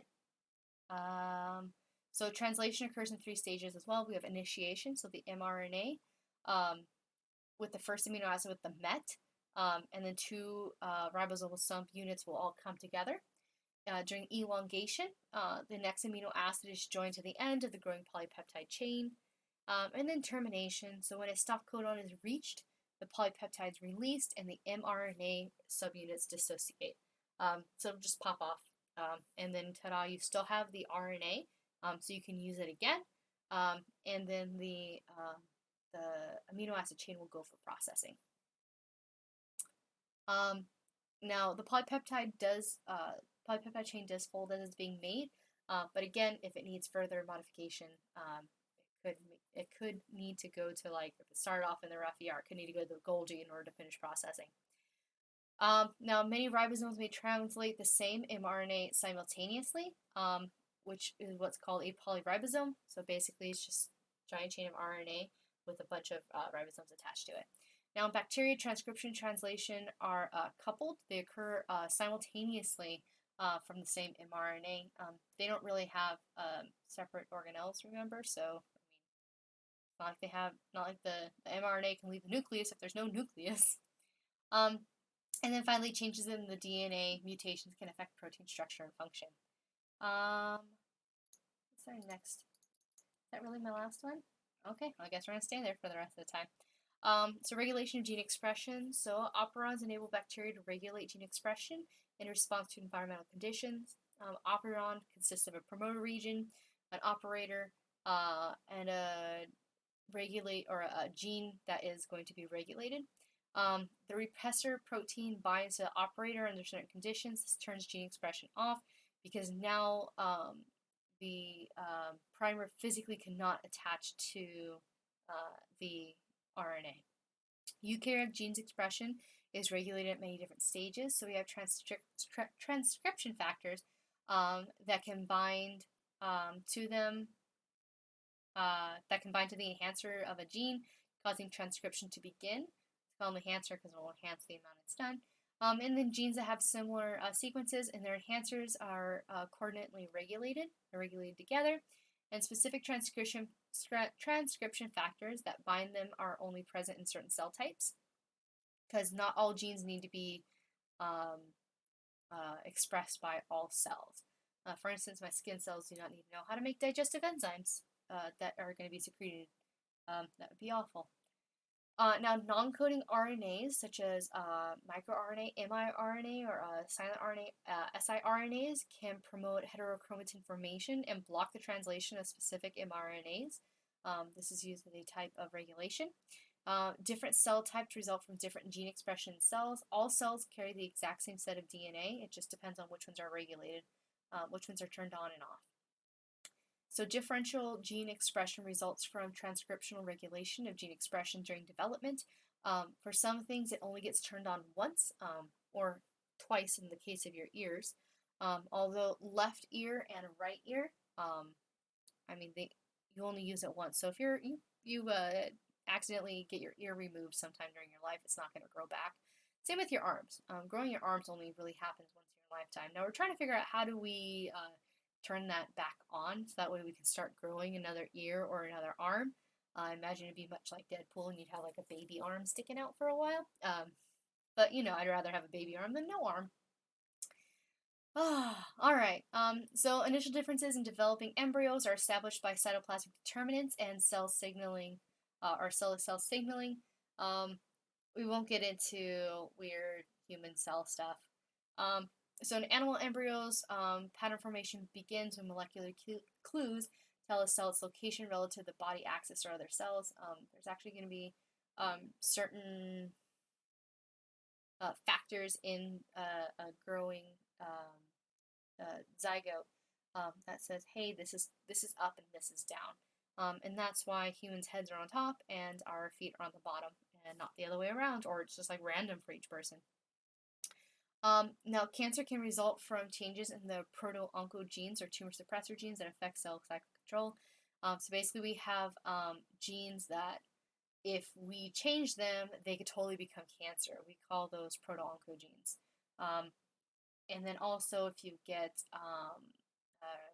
changes in your tumor suppressor genes like P53, that could also affect cell cycle control because now there's no control over if the cells are replicating or not. Which could then cause a problem. Viruses. We're going to talk about viruses. Viruses have a genome surrounded by a protein coat, and some viruses also have a membranous envelope. Viruses can replicate only within a host cell, and the host cell is very, very particular. Like if we're looking at the coronavirus, the COVID-19, it's specific to the respiratory system. It doesn't really... you could just take it and like spread it on your skin and your skin will be fine, but it does attack the respiratory cells. So a viral genome enters the host cell and reprograms the cell to make more viruses. It's because viruses don't have their own transcription translation factors, so they have to seal ours or other animals' machinery. Now, the replicative cycles of bacteriophages can be lytic or lysogenic. Animal viruses have a single or double-stranded DNA or RNA and often have an envelope, and their replication cycles may vary. So some viruses have DNA, some of them have RNA. They're very, very weird. Some of them go from RNA to the protein, some of them go from RNA to the DNA, back to the RNA to the protein. They're weird. Viruses are weird. All right, let's talk about biotechnology. We're almost done. So DNA sequencing and DNA cloning are valuable tools in genetic engineering and biological inquiry. Scientists use DNA technology to study gene expression as well as gene function. I'll deal with that later. Cloned organisms and stem cells are useful for basic research and other applications. I mean, from a scientific standpoint, clones would be the best to do any kind of test on because then you can control not only the environment of the specimen, but the specimen itself, which is why bacteria is such a fantastic thing to use for any kind of genetic research because, I mean, all the cells are exactly the same, which is really kind of fantastic. They replicate quickly, so you don't have to worry about, like, oh no, I've ran out of samples. This can't work on humans because it would take too long to go from baby to human or baby to adult. And also, it's unethical. All right. Um, practical applications of DNA-based biotechnology affects our lives in many ways. One of them being the CRISPR system, which is a DNA editing. Um, oh, 21 will not be on the test. Sorry, I don't know why I put that in there because it's genome evolution. Anyways, CRISPR system is DNA editing or technology where we can basically take the DNA of a human, edit it, and then put it back into the human. This is the same technology that was used to um, edit the genome of those Chinese twins. I don't know if you guys heard about that. It was a pair of twins in China that were given the gene to be resistant to HIV, and it caused a huge uproar because the technology is not solid yet, and so you don't do that to humans, not until everything's perfect. And yeah, you just don't do that. I mean, even I'm like, whoa, whoa. Um, but yeah, so that's the CRISPR technology. So we can gene edit. So they now have the gene to resist HIV. So the chance of them catching HIV in their life is now gone. Um, and we only found this out because there's a certain population of humans that have this mutation that allows them to not to be able to get infected by HIV because they lack the protein on the outside of the cell that allows for infection. That being said, this only works for cells that can be removed from the body and put back. There was actually recently, right before coronavirus caused us all to not go to school anymore, there was an experiment they were doing where they loaded viruses with the CRISPR technology, with the ability to insert a proper gene for tissues that cannot be removed from the body. The practical application of this is being able to, inject this into the brain and be able to use CRISPR technology in the brain to fix, like, let's say your serotonin molecules are not being produced properly, so you're not basically creating any happiness in your body, um, which is a problem. I mean, it's you know things like depression. That's not anybody's fault. It's just your brain decided, like, oh, I'm not going to build this correctly, or I'm not going to receive it correctly. Anyways, so practical application of this virus is that you can inject it into tissues that cannot be removed from the body in order to fix them. And what they did is they actually took a needle of this virus and stuck it in a dude's eye. Now, I mean, it was all in a lab setting. This is an older gentleman, and he actually suffered from a genetic-based blindness where a particular protein wasn't being produced in his eye to then regulate with the signals and whatnot. So what they're hoping is that the virus will insert the correct gene into the cells of the eye, so that way he can start producing that protein correctly, which means he'll be able to see again. Don't worry, they only did it in one eye, just in case. That's proper science right there, is just in case. Um, uh, yeah, so that was, I mean, kind of practical application of this biotechnology and like where we're going with it. Because I mean, there's a lot of things that we can't remove from the body. Brain is one of them. You don't really want to remove the pancreas. Kind of need that. So it could be used to treat like diabetes you're born with because you're not producing insulin correctly. We could CRISPR out that improper gene and do a proper one, or just grow you a whole new pancreas in a lab and then pop it in. So that falls on the cloning issue with, can we clone tissues now, because it's almost a human. But it'd be cool to be able to clone your own organs, like, so when it fails you can just, like, oh, and then edit it so it's perfect, grow it, and then just shove it back in your body. I think that'd be pretty great. We'd be like computers, like, oh no, the RAM's slow, let's just replace the RAM. Oh no, my liver is not doing so great, let's just replace the liver. It'll be great. Really expensive though. We don't know yet. I mean, it literally just happened. Like, it just happened. It's only been like 2 months, so I don't know if they've produced the paper on it yet. So I got my fingers crossed, and I will check up on that soon. I want to give it a little bit more time because they were estimating. I mean, this is kind of mid March. that they wouldn't even be able to see results until maybe a month later. Although that being said, this whole coronavirus thing has kind of halted everything, which is nice. I don't know about you guys, but it's kind of a breath of fresh air not to have to like, okay, fine, I'll go to your housewarming party or go to your child's first birthday or whatever. It's like, oh, cool, I don't have to go to anything anymore. It's great. Yeah, just download more RAM. Yes, download the RAM, Max. Download the RAM.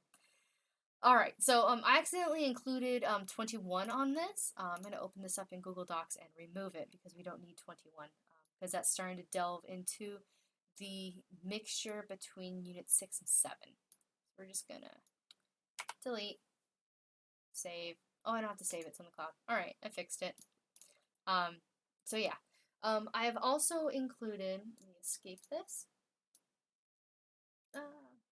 Close that. I have also included this document. Now this is more straight from College Board. Only problem is I only have one, two, I think I only have 3 units on this one. There, they did not have a way for me to copy and paste all the units from the documents I've previously posted online for you guys, and a document. And so, I mean, this is like 2 hours of work, just copying and pasting. That's it, copy and paste. And so after 3, I gave up. After Unit 3, I gave up. So you at least have up to Unit 3 that you guys can access. All right, any questions? Oh gosh, it only went an hour and 51 minutes.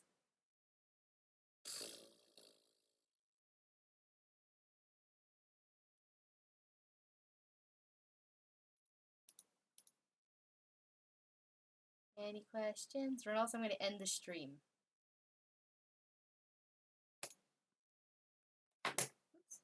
Oops.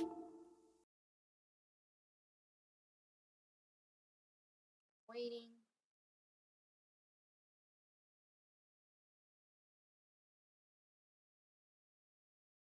Alright, looks like it. Okay, I'm going to call it an end to this live stream. I hope you guys had a nice, informative decision.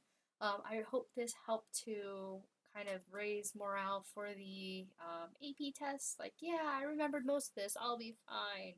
I'm going to be hosting another live stream on Thursday. We're going to be going over some extra FRQs. If we have time, I'll go over error bars and like standard deviation if you guys want it. You're welcome, Gassan. And anything else you guys feel like you need, just start texting me them throughout the week, or tomorrow and Thursday, and then I'll try to get everything ready for Thursday. Make sure we have any questions you guys want, anything you guys want answered for this test. And again, this is kind of strange circumstance to be taking a test in. And so honestly, if you guys end up not taking it, I don't fault you. It's strange, but I do really think that you guys, especially you 6 that are watching this, I really think you guys will be fine. Right? You are all brain dead. Yeah, no, I feel that one. Try coffee. That's how I deal with it. All right. Anything else? All right. Again, make sure you're texting me, emailing, posting on Google Classroom, anything you guys need. That way I can go over on Thursday for you guys.